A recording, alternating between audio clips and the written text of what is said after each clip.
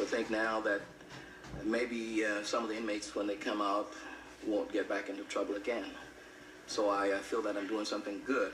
But you asked me how did I start into this. A couple of years ago, we were in Chicago playing at one of the popular clubs there, which was the first time they'd ever had blues of my kind there at this particular club. And there was a newly appointed warden or correctional officer, Mr. Moore. And he was a little bit earlier.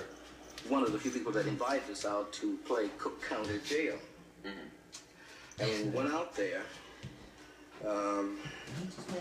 we found that there was a lot of people, especially young people, that had been in there for a long, long time and hadn't came to trial. They were just arrested and put there. And by the press going in there with us, a lot of them was able to tell their stories. And we found later on that the courts decided to try and speed up the trial so they wouldn't have to stay in there 5 or 6 months or more. As a result of that publicity? Yes, as a result of that. And by the way, we're going back in there. We're going to go back there again. And I think that this is one thing that a lot of the people on the outside doesn't know about, that a lot of times people are just in jail and they haven't been proven guilty of anything. They're just there. Is that dead time in Illinois? I should explain that to the audience. I mean, for instance, with Angela Davis in California, 15 months, right? She was in prison right before the trial. And if you don't get credit on it, toward any sentence you might get, it's dead time. For instance, Jack Ruby's time in Dallas was dead time.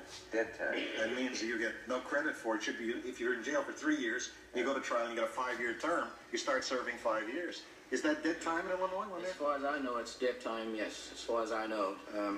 We haven't gone into that part of that's Mr. Bayless.